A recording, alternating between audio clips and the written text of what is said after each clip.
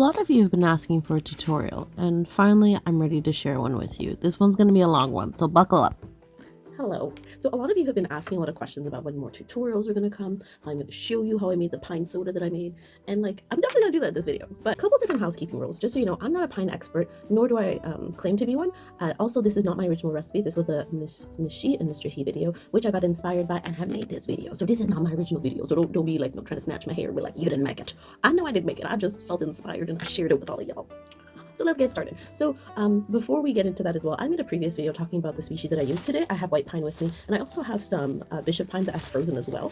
I will use that together with this one because I like how the two of them taste together, which is something you can do.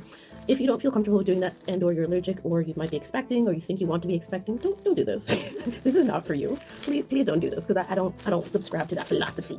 Another thing to note is that not all pine varieties are safe for consumption. Somebody had written on one of my comments, I think it was on TikTok on this platform or another platform, that usually staying with the longer stranded ones are safe. Yes and no. There are a lot of varieties that are safe for consumption. Actually, there's so many that it's actually kind of ridiculous that I won't list them. But what I will do is list some of them in this video that are not safe for consumption. So not all pine varieties are dangerous and poisonous, and also not all of them are safe either.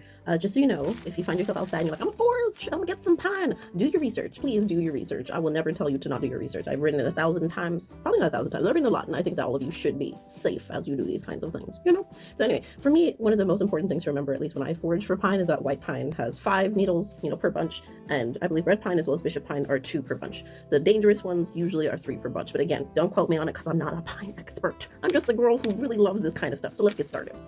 For all of you who are like, how did you do it? Where's your secret? So, fun fact, you can actually freeze pine needles because, they're very, full of strength. What I did was I had foraged for these pine needles and I actually got really tired. I didn't have time to do anything with them, so I put them in the freezer because that kind of froze them in time. So that's what we have here. We have white pine that I had foraged, but I haven't cleaned it yet. So some people have written they never wash theirs. That's fine. To each their own. For me, I always prefer to soak in cold water and let it sit in there just to get all the dirt and debris out, because at the end of the day, we are dealing with nature. I mean, if you want your pine soda to have mud particles in it, all the power to you. I do not. So one of the first things you do when you have your pine is you want to take it off the stem here. So I usually just kind of pluck them off just like this. Pluck, pluck, pluck. And after I pluck off each stem, I don't wash it yet, but I just want to make sure that I get all of them off. Try to be as gentle as you can. You don't want to be too aggressive. You want to just be able to pluck them off and have like a nice little pile. So I usually have a couple trays on me. This is step 1.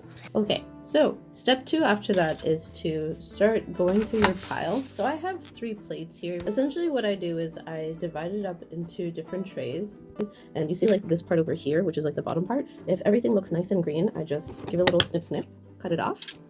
Right, and then I put it back into my tray, and all the other ends I kind of just discard them because I don't need them. And after we're done, we'll have like a nice pile of stemmy stems, obviously more than what's in here.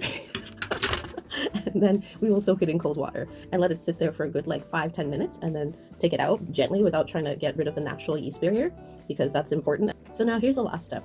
Not really, but at least in the cleaning process for me and how I do things is you take your pine needles that look nice and fresh, not brown. If you have any brown ones or have any that are kind of they look like they're burnt at the end, just discard those bits because they're kind of dead. They're not gonna be it. So you just take it and you put your pine needles in the water, cold water, not hot water, and you let it sit there, you let it chill, and you just keep repeating the process till you've processed all of the pine needles you want to use. I'm using the same bottle that I used last time. To be honest with you, I don't usually use measurements. I just let my ancestors say it's enough, Some people need measurements, and I get it.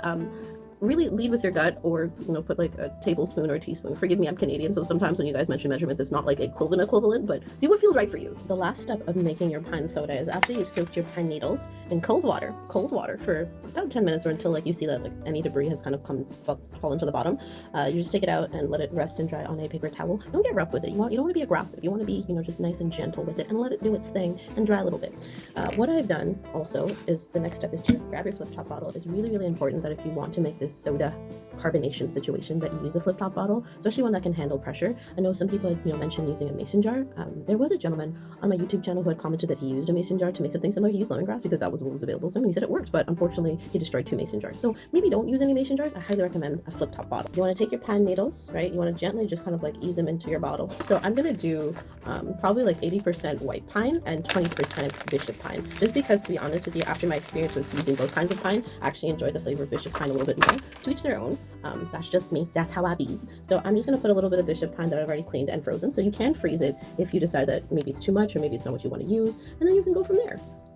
Ready. So once you filled up your jar to your liking, so I did a considerable amount. There's a lot of pine in here. You want to take a funnel of some sort, and this is a point in time where I put sugar. So to each your own, put whatever amount you want to put. I usually like to put like a few tablespoons, teaspoons, whatever you call them, whatever makes you feel comfortable. I like it a little bit sweeter than the rest. You don't have to do what I do. That's just the way I like to do things. And if you're judging me, that's okay. I don't drink this every day. This is a little treat. We should treat ourselves. We shouldn't be judgmental. Anyway, then we're gonna add our glasses.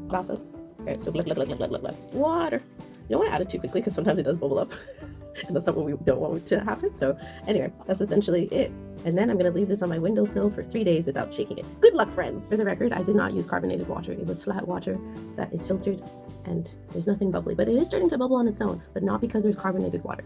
There is none that I use. All the carbonation happens naturally from the yeast barrier on the pine needles themselves. So yeah, so just so you guys know, the extra pine needles that I didn't use, I'm going to freeze it because I can still use it. And there were some other questions about what you can do with the pine needles after you make soda, or whatever you want to call it, the situation. You can use it to make tea afterwards, but you can't use it to make soda again just because they do turn a brown color, and the natural yeast barrier has already been used to do what you already did before, so it can't do it twice. I mean, you're welcome to try it twice, but I don't think it'll do anything. But I have reused the needles from the soda to make tea, and that was a fun time. So this has been my informational tutorial. Another one's coming soon. Ha! Next video I upload will give an update about what happened with this bottle, but please remember to stay safe and always use caution and research.